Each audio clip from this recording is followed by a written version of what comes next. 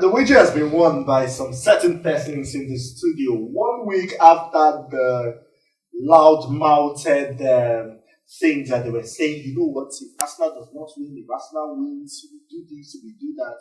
The wager has been won. The Chelsea fans have it. Congratulations to the Chelsea fans. Anyway, I don't even know what I'm talking about. That's why I welcome you to Sports in 60 Minutes. And guys, these guys are right here to go. The Arsenal fan, Prince Will. You're going to be buying bread for us to the end of the season. Who are you? It is Samuel that I will buy bread for. It's not you. You are not part of the banter. You're not. You're supposed to buy bread for the crew to the end of the season. That's what we said. I have nothing to tell you. Olamide Onka, you always say the truth. So, do I? Do you? Yeah, I mean, do I? On national TV? Only when necessary. Like, you know, sometimes. This necessity now is very important. Well, did he or did he not say we buy bread? If you're a lawyer, you will fail. No client will come to you. The banter was between me and Samuel Eze. Actually, on board, am I correct? Absolutely spot on. So, well, and you want to eat bread? The truth is, I'm going to take the bread. Prince Will, thank you. You know, Prince Will is a man of his word. Yes. He has brought the bread. We've had a more harder banter than this before. But the only thing missing is the fish. Don't worry, we'll get there. And the Chelsea lady right here, she has already given you one shot today, Olamide. And I took it well, didn't I? Wait, Olamide, why do I feel that Chelsea deliberately lost against Manchester City? I think you should. Despite Arsenal. I think you should. You need some very serious. I do not have the facts. No, I feel like maybe I don't have the facts, but sometimes I feel. Yeah, you feel. And right? some other persons feel too, including you. Can Iberi just do me a favor? Iberi, just check his temperature. Just put your hand in his neck, check if everything is okay. Iberi, how you doing? I'm good. And you're so excited. Yeah. Well, for the first time in weeks, she's excited. Chelsea lost 3-0. And you're so excited that Chelsea lost. No, apart from it, I wasn't excited because don't be a fan of a club that has lost 9 games. That game was the 10th defeat of the season out of 32 games. I was amongst the few fans that didn't want us to lose, not because of Arsenal, but then at least 48 points from 32 games played. It's not a good one at all.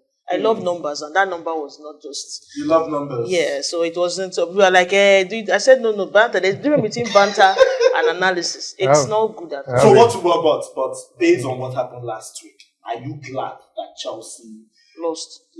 I'm not glad. This is a side that has defeated Chelsea five since 2021. The last time Chelsea defeated them was when Chelsea won the UCL. That was in May 2021. So for 5 years, they've been getting points from Chelsea. I can't be excited. You know why I'm excited? Because Iberi is really now the numbers. She's really now. No, yeah, she's good with numbers. But unfortunately, the number no favor her. Yeah, now for those that scored a lot of goals, at the end of the day, they still went to. It's not my fault. Do you need a hug? It's not my fault. Do you need a hug? You can't be scoring 3-1 at the end of the day. You go home. You're eliminated. It's not my fault. Do you need a hug? I can no problem. Thank you. Let's take a break. Alright, so we're talking about all of those football things, especially the Premier League and the UEFA Champions League later on the show. But let's take a break. When we come back, we're talking about the Super Eagles of Nigeria and their plans for the next couple of months.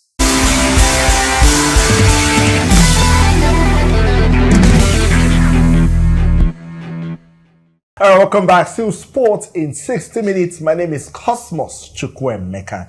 In case I did not introduce myself before. Yes. And of course, these guys are here and together we'll break down all of the sports information that we have in front of us. Yes, so let's start with the Super Eagles of Nigeria very, very quickly. Olamide, yes, coming to you.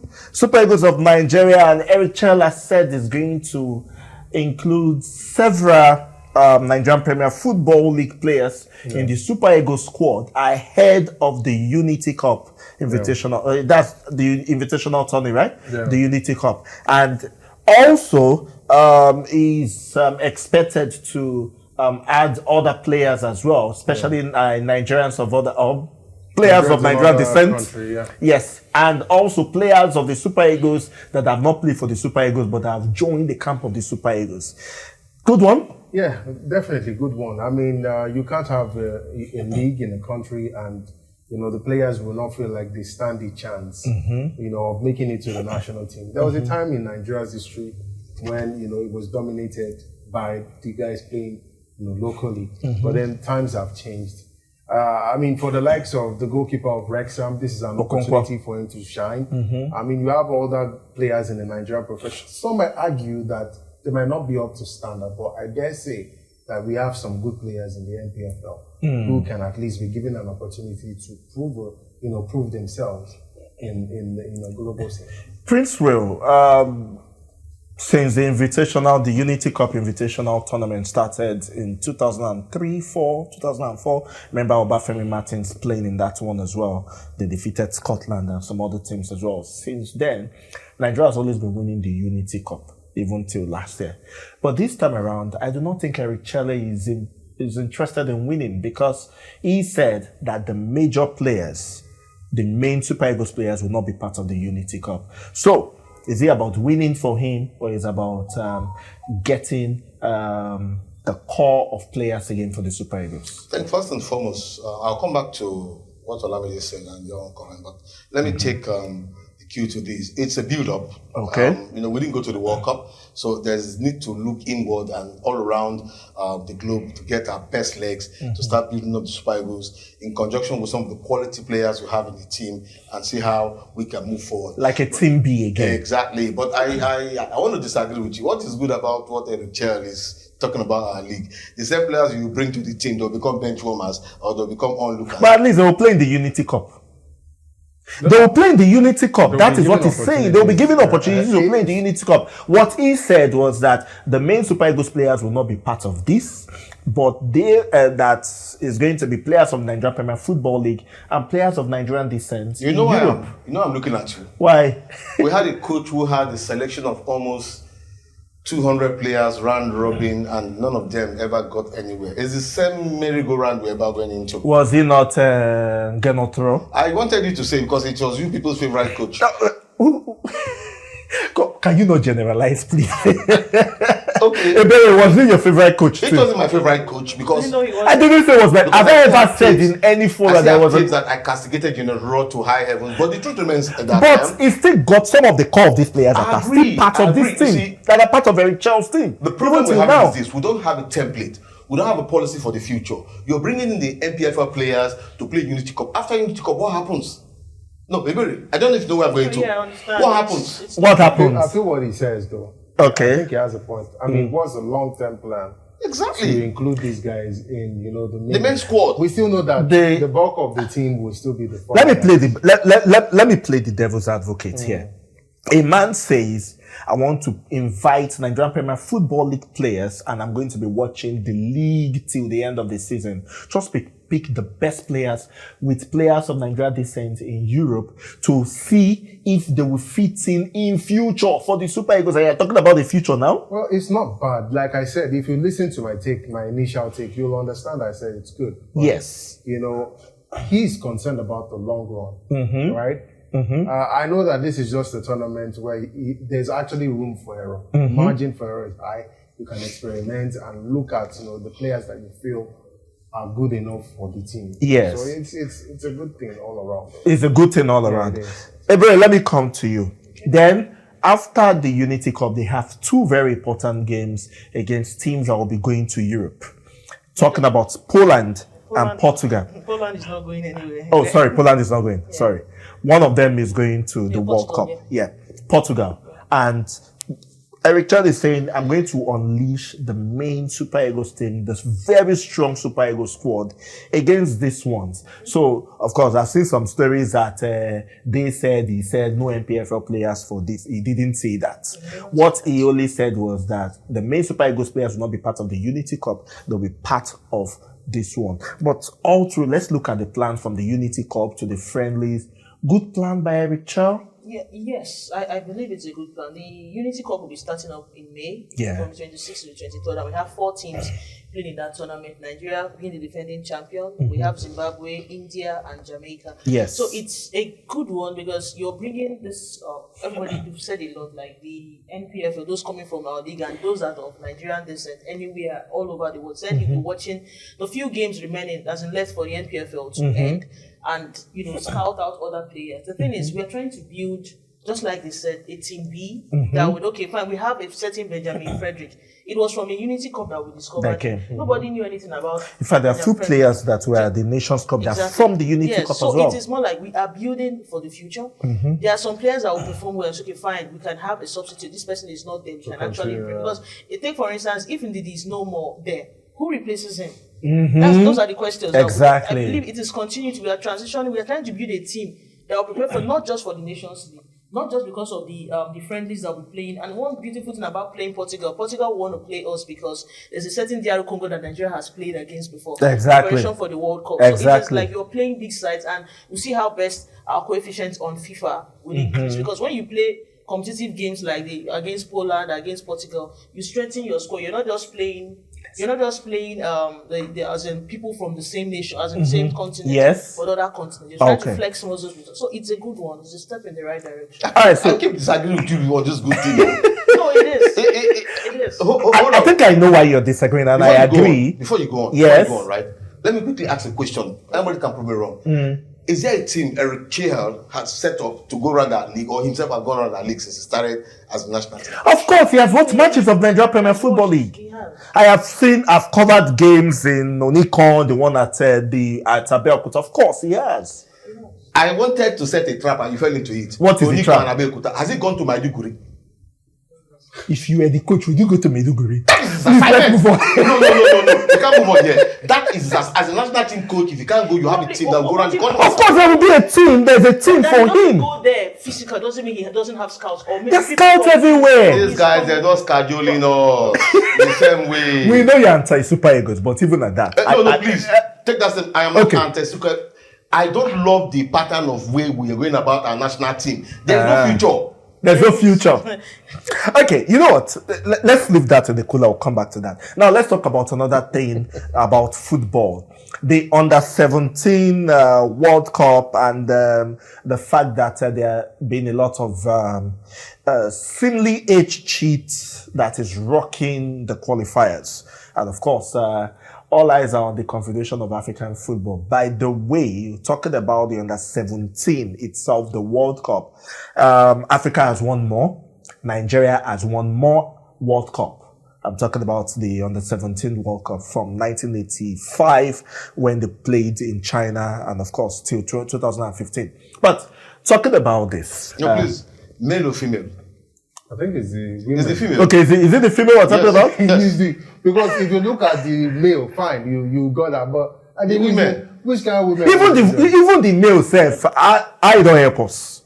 It does not help us, as far as I'm concerned. And that's why I said singly. But if you're looking at the Under-17 women, it's also prevalent in the women's football as well, guys. Age cheat is something that, they even they introduced the MRI to see. MRI cannot give you the accurate age. It only gives you a limit, like it gives you a specification of a range. So, I mean, I can say, look, if I start training now, my bone still falls in under 15. I can qualify now. Trim out everything. So I don't know. I just think it's not something that we can nip in the bud. Because is this if something I present we cannot my birth nip certificate in the to bud? you and tell you I'm 17, will you be disputing my birth certificate with me? You see, this is the reason why most African teams won't go far in women's football. Prince, I wanted to say something before the show. We asked you as an aside who you were going to be supporting at the World Cup, and you said Cape Verde. And, this comes back to me. Cape Verde do not have any issue with age cheats. Cape Verde do not have any issue. And of course. In age grade competition? That's because I've seen them in age grade competitions, qualifiers. And they are young. They have not done well because they are young people. If you see those that qualified for the World Cup, they are at their prime. Mid-20s, late 20s. And it seems as if it's the age because a lot of them play in Europe, in Portugal, probably second division or whatever. And you talk about if this thing continues in Africa, it will not help. It is our logo. it will not help at all. It is You see our this thing logo. that they used to say that football age, normal age, and all this. Like some weeks ago when you said they said one person is Boy, it does not make sense. And I think one thing that we are going to say right here, that we will say right here on this show, is that we are against anything age cheat. Now by force to win competition. Is it by force? No, are you saying it from your own perspective or from the administrator's perspective? We are the administrator's perspective, we agree. But one thing that we can do as our job right here against it, is right? to say that we do not want it. It is bad, and we will continue advocating against it. It's wrong. I mean, since we have covered a lot of football competition, I mean, Olamide, you too. Sure. You can see person will be your age ready to say, I'm 16. It's terrible. Really terrible. All right, we're taking a break now. When we'll come back. We'll be talking about the World Athletic Relays and, of course, the team that Nigeria will be taking to the competition. We'll be right back.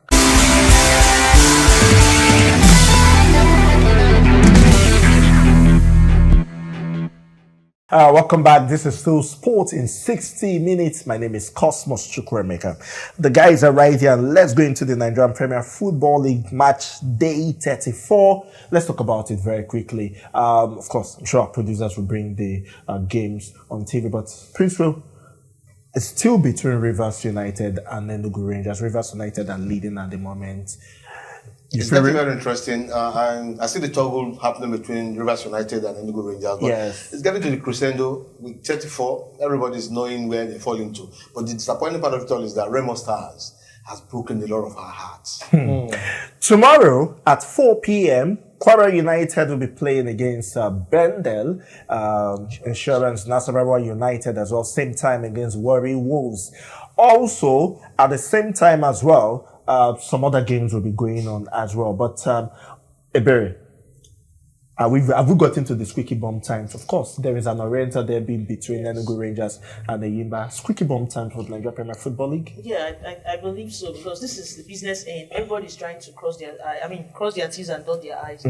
Trying as much as possible not to avoid relegation and to finish in an okay place if you're not even going to qualify for the continent. So it remains to be seen: are we going to have an Ikorodu City, or are we going? Who's going to win the league? That's just it's on everybody's lips. It's going to be Rivers United or Enugu Rangers. There's an Oriental derby to take place on Sunday. Very important as well. It's a big one. It's a big game. Rangers will not want to drop points again because it's been topsy-turvy for them. They've been dropping points all around. So we'll see what happens as it comes. All right, for those of you that bet, now the next set of stories is for you. And that is about the English Premier League. Manchester City against Arsenal.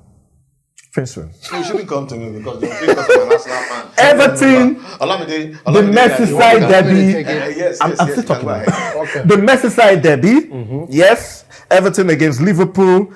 Liverpool are not in a good place right now. And Chelsea against Manchester United. 3 top games. Let's talk about the odds. And everything. Olamide, let's For me, go. I think the Man City Arsenal game, this is, like the title decider.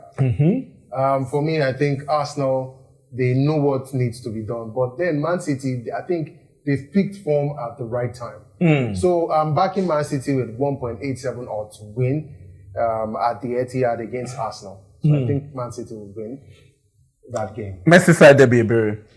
Okay, we all know that they are arch rivals, Everton, Liverpool, and Liverpool. Like we all know, they've lost 17, if not 18 games this season. It's not looking good. They're out of the Champions League, so all focus now will be try as much as possible to qualify for the Champions League. So the odds for you? Well, the odds for Everton is I'm giving Everton a 3.20 and To win? Yes. And then Liverpool and away 2.25. They're probably a draw, a 3.45. Yeah, I think Everton would win that game against I'm even thinking so as well. I think Everton would Prince Will, Chelsea against Manchester United. Prince Will, so for a few seconds, remove your sentiment against Chelsea because of the certain person. Because of the certain person at the other side. Professionally, So professionally, I will please, speak my can you mind call always. this? Yeah, it's a game Chelsea need very badly. Like what Ebere said last time, they've lost 10 games this season. They need to make up to make the fans happy. It's a home game against Manchester United at 2.5. A home win. They also had a home game against Manchester City and they lost. Hey, that one, No, that one is different. This time around is against Man U, a Legbere team. Do you know record Legbere in Warri? That lost to Leeds United for the first time since 1981. All right, let's move. Now let's go to Spain. No La Liga match, but Olamide, there is a cup final, the Copa del Rey final before the end of the season, and is Atlético Madrid, Real Sociedad, and of course, as Nigerians, Ademola Lookman might be winning his first trophy. Unfortunately, my club will be missing out. Barca. Why did you have to bring your club into Leave Barcelona? Leave Barcelona. I said Ademola Lookman, leave Barcelona. We know.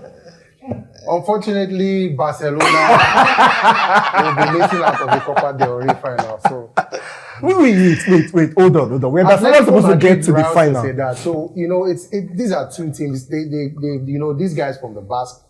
And then you have the club from the capital. Yeah. It's going to be a very tight game because, Atlético Madrid, they are on this impressive, drive. They just qualified for the UEFA Champions League, semi-finals. And they beat Barcelona to get there. And they might beat they us now. They also beat Barcelona in the league to get and they might beat us now. So for me, I feel like it's going to be tight. But I think Atlético Madrid will just grab the day. Against Real Sociedad. Yeah, I think they will. And you agree, Barry? Yeah, 100%. I agree. The way and manner which when you say count your blessings, then I believe Simeone had to look at it. He's not winning the league. Yeah. So let me go for he set his priorities. Prioritize. And he knows how to do all of those things. So exactly.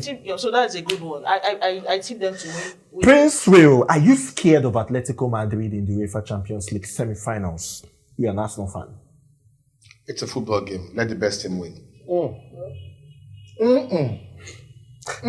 Prince was sounding philosophical these days. I'm it's not philosophical. A very big surprise. Okay. Thierry Henry said something that the amount of hatred pushed towards the Arsenal team is unprecedented. He has never seen such. So when I say is that what is affecting Arsenal? I don't know about that. Probably you could tell us. When I say let the best team win, on that day they could come out with their A game. And what happens? Let the most hungry team. I think we're going to see a Rambo. Okay. That's how we end today's show on Sport in 60 minutes. But before we go, I want us to celebrate somebody. Now, of course, we know that over the weekend, last weekend, Bayern Munich became, they made a record by scoring the most goals in the Bundesliga. And for me, it isn't even about celebrating Bayern Munich, it's by celebrating the coach. Yeah. The only coach of African descent, I think that's the only coach of African descent to win a league in the top 5 league. And to do so, they made that record. And of course, Bayern Munich have had greater coaches. Yeah, they've had Pep Guardiola, Carlo Ancelotti, but under the tutelage of this guy, Vincent Company, or Vincent Company, if you want to say it in English, Bayern Munich are making a record, an unprecedented one. Yeah, I'm proud of him. You have no reason not to be proud of him. The things he's doing in Germany is just wonderful. To see how he can take that team and blend them to become a goal-scoring machine. And I want to call that. No one gave him a chance. Yes. You're coming from Burnley. He just got relegated with Burnley, and he was not even top 3, 4 coaching preferences for Bayern. And people said at least in the first 3 months he'll be out. But look at him today, scoring goals. These players, they love him, they enjoy, they understand what he's saying. Yeah, he might not be that top, but then he's on that pedestal of greatness. And he has built a team that might be the only team in Europe that can beat PSG. Prince Will. We got to go. Thank you very much for watching this week's episode of Sports in 60 Minutes. It's been a very fantastic one. Ebere, the Chelsea fan, very excited. And of course, bantered the Barcelona fan that scored several goals and could not qualify for the semi-finals. And Prince Will is in a subdued self because Arsenal have been very, very disappointing in the past weeks. Thank you to those behind the scene that press the right buttons and of course, support us right here. We'll be back next week and it promises to be a very interesting show. Bye-bye.